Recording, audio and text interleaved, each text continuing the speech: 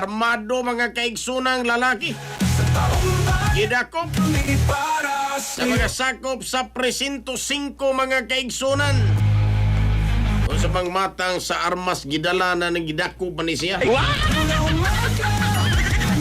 Detalye sa report sa Aeronato gini pinagi sa pagpamati ni Katropa Gerek Pahanuno Tamaro. Live report. Katropa Jerry, mga kailan naman kadawat o gataho no gikan sa ka nagpakabana nga lungsuranon o concerned citizen bahin sa karmadog tawo ang mga personahe sa Police Station 5, Carbon Police Station, ubos sa direkta kapag duma ni Police Captain Vincent Ponce Montilla. Dali ning mitubag o may alarma sa kinipong armed person alarm. Dili ni usab sa may barangay Pahina, Central Cebu City diin nadakpan kini usa ka amtong lalaki human magdadani kasubang Jerry usa ka .22 caliber revolver nga dunay duha ka mga buhing bala.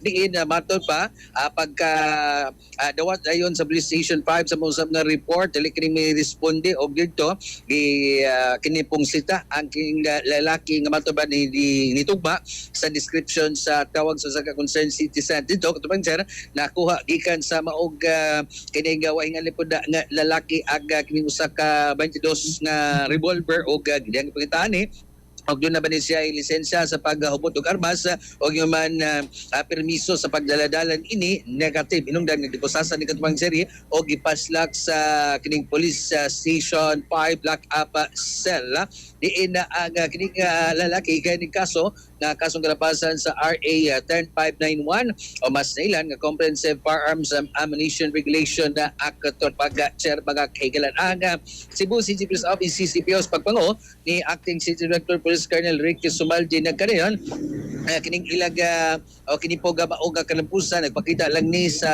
ligon nga kinipoga pasaling umang nga sa atong kapulisan nga panalipdan ang komunidad pinaagi sa dining pagtubag sa mga taho sa publiko pagpakusog sa operasyon sa pagpatuman sa balaod ug gugot nga pagpatuman sa mga balaod batok illegal nga paghubot og armas aron masiguro nga luwas ug mas mapanalipdan ang syudad sa Subo. So far, Kumanser, mo niya ito ang sa mga report gikan sa Police Station 5, Carbon Police Station.